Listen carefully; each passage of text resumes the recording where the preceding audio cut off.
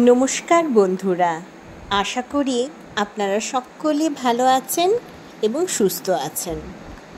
এখন ওয়েদার অনেকটাই ভালো, তাই আপনাদেরকে সুপ্রভাত জানিয়ে শুরু করেছি আজকের আমার দিনটা কাজ দিয়ে শুরু, কাজ দিয়ে শেষ, আপনাদের সকলেরকেও তাই। এই যে আমগোটা বাড়ি ঘর দোর ঝাড় দেওয়া হয়ে গেছে। এরপরে ঝটাঝট কাজ করে আমাকে একটা জায়গায় যেতে হবে, সেই জন্য একটু তাড়াহুড়োটা বেশি করছি। এবার কাজগুলো সব ঠেলেও তো যেতে পারবো না। আজ আমাদের ওই পাশের বাড়ির দাদার মায়ের বার্ষিক আছে। তিনি মারা গেছেন আজ থেকে হয়তো 12 বছর আগে। আমি তাকে দেখিনি, কিন্তু আমার হাজব্যান্ডকে অনেক করেছেন তিনি আমার হাজব্যান্ডকে কলেজ আসতো তো তখন একদম খাইয়ে, তারপর ভাত খাইয়ে তারপর পাঠাতো। তো আমি তো কাকিমাকে দেখিনি, কিন্তু কাকিমার স্মৃতি এবং কাকিমার জন্য যতটুকু করতে পারি সেই জন্য একটু তাড়াহুড়ো করছি, এবং পুজো আছে সেই জন্য উপস্থিত হওয়ার জন্য আমি একটু তাড়াতাড়ি যেতে চাইছি। সকালবেলা উঠেই আমার এই সবগুলো করার পরে টিউশন পড়িয়ে তারপরে গেছি, এবং পুরোহিত মশাই আসতেও অনেক লেট করেছিলেন, প্রায় 11টা বেজে গেছিলো। কিন্তু আমি তাড়াহুড়ো না করলে পরে কাজটা ওই রকম জায়গায় থেমে থাকবে। এই যে দেখুন, সব জায়গা ঝাড় দেওয়া, ঘর মোছা, বাইরেটা ধোয়া সব কিছু হয়ে গেছে। সেটাই আপনাদেরকে এক ঝটকায় একটু দেখিয়ে নিলাম। আর রোদ্দুর সেরকম নেই, গরমটাও সেরকম নেই, কারণ না প্রচণ্ড বৃষ্টি হয়েছে আগের দিন। যাই হোক, আমি চলে এসেছি এখানে রান্না করতে। এটা হচ্ছে মোচার তরকারি, কলা ফুলের যে তরকারিটা সেটা। সে আলু আর নারকেল আর তেজপাতা, জিরে, ধনে এগুলো সব একটু ভেজে নিচ্ছি। ভেজে নেওয়ার পর জল দিয়ে দিয়েছি। জল দেওয়ার পরে এদিকে ভাত হচ্ছে, প্রায় 15 জনের মতন হয়তো খাবার খাবে সেই জন্য। আর এইদিকে মোচাটা সেদ্ধ করা আছে, নারকেল কোড়া আছে, আর বাকি রান্নাগুলো খুব একটা হয়নি, এগিয়ে আসেনি। তবে এইদিকে কাঁকরোলটা কোটা আছে, বেগুন, আলু সেদ্ধ করা আছে, আলু পোস্তর একবার ভাপিয়ে নেওয়া হয়েছে। আর এটা হচ্ছে লাউ ডাল করা হবে, নাহলে দুধ লাউ করা হবে, সেজন্য লাউটা সেদ্ধ করা আছে। আর এইদিকে হচ্ছে ভেজ ডাল হয়ে গেছে, আজকে সম্পূর্ণ নিরামিষ, সেজন্য ভেজ ডাল।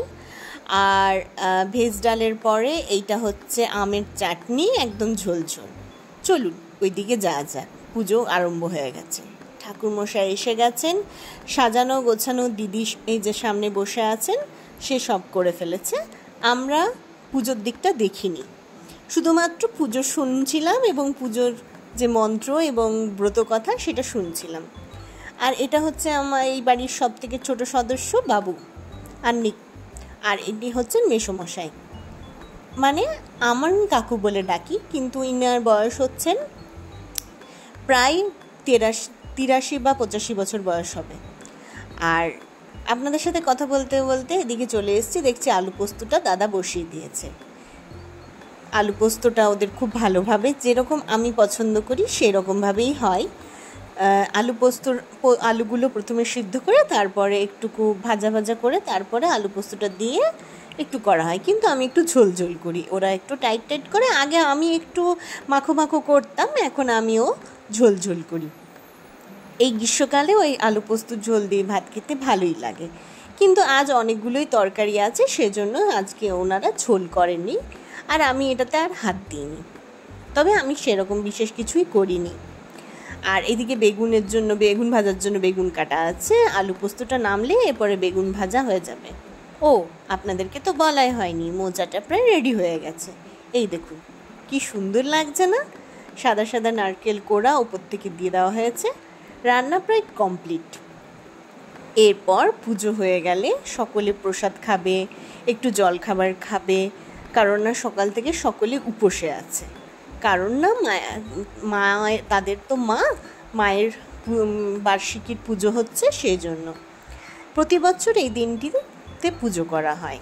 কাকু যতদিন দেখছি আমি পুজো করেন, এবং আমি তাদের বাড়ির একজন সদস্য হিসাবেই তারা মনে করেন, এবং আমাদেরও নেমন্তন্নই থাকে।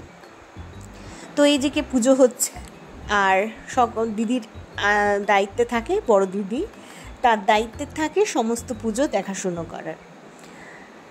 এরপরে পুজো শেষ হওয়ার পরে প্রসাদ খেয়ে এরা সকলে, যারা উপসে ছিল তারা সকলে মুড়ি, ছোলা সেদ্ধ, ছোলা ভেজা, চপ, শশা এগুলো খেতে বসে গেছে, লঙ্কা।